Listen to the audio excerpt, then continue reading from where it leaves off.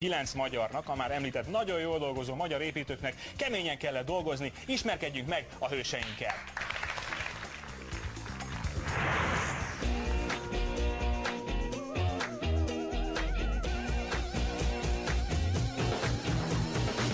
Ez nekem már egy nagyon régi álmom volt, hogy jelentkezzek, és már 4 éve is jelentkeztem, 16 évesen, már nem tudtam, hogy 18 évesnek kell ahhoz lenni. Egy kicsit lehet, hogy hülyén hangzik, de az, hogy én dominót építsek, már nekem ez egy ilyen nagy vágyam volt. Hát mint kiderült utólag, egyedül én nem tudtam semmit a dominónapról. Engem anyukám nevezett be. Mit építünk, mennyi ideig, hol, kikkel, hányan, semmi. Hát nekem minden új. Kíváncsi voltam, hogy én be tudok-e kerülni egy ilyen műsorba.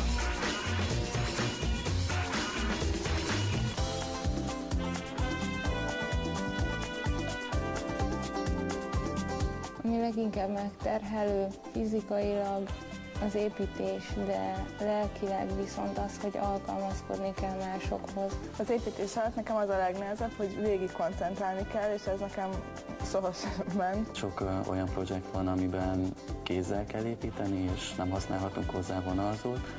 Ez eléggé meglassítja a munkánkat. Szeretek kanyart építeni, bár nem tudom, nehéz, de szeretek. Én azt szeretem, amikor mondjuk kézzel kell építeni, és így egyedül magamba el vagyok. Amikor speciális ábrát kell megépíteni, amikor a vizes projekt, amikor a virágokat kell építeni, és elég egy hiba, és megsemmisül a fél projekt. Én azokat szeretem. Egy héttel tovább gyakoroltam, mint a többiek, és én ezt nagyon nehezen éltem meg, mert úgy éreztem, hogy én rosszabb vagyok, és hogy engem biztos nem hagynak építeni.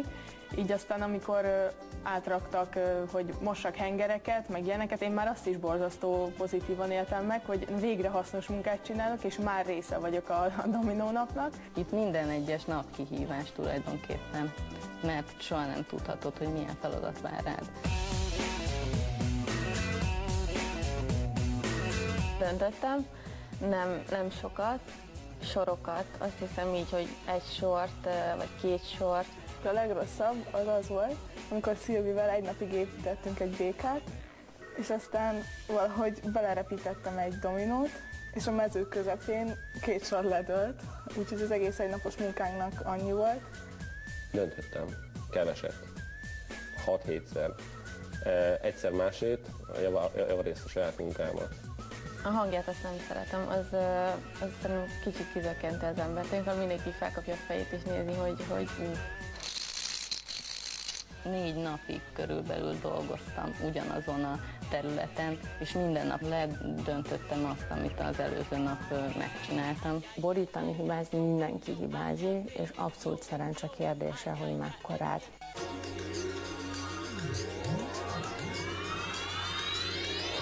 Volt honvágy, talán 4. héten volt a holdpont, akkor egy 3-4 napig, amikor úgy gondoltam, hogy hát most elég volt, most már mennék haza. Nagyon hiányoznak az emberek, akikkel otthon körül vagyok véve. Volt olyan helyzet, hogy egész egyszerűen minden indok nélkül előtted belőlem a sírás. Nálam az jött be, hogy minél kevesebbet beszélünk telefonon, kevesebbet gondolok rájuk, és így sokkal jobban tudok koncentrálni, mikor dolgozok. Hiányoznak a jó étkezések.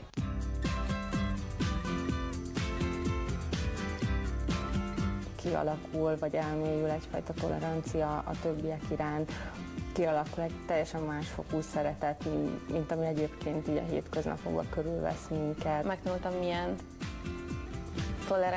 toleránsnak lenni, milyen az, hogy alkalmazkodni kell valakihez. Türelmesebb lettem sokkal, mint amilyen voltam. Ez a 2 hónap jó volt arra, hogy megtanuljak odafigyelni arra, amit csinálok.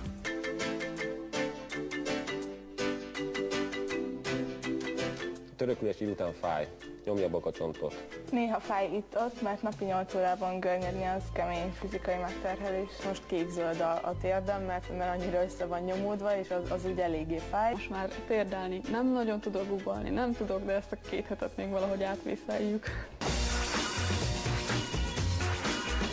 Fantasztikus érzés így dolgozni 2 hónapig, és látni a végén, ahogy így 2 hónapi munkánk 3 óra hossza alatt így leomlik. Szerintem meg lesz a rekord. Persze, hogy lesz. Én személy szerint nagyon szomorú leszek, ha nem lesz. Mindegyik alkalom, mindegy 2 hónap, egy olyan egyszer és megismételhetetlen dolog, amire az ember örök életében emlékezni fog, és az soha senki nem veheti már el tőlem.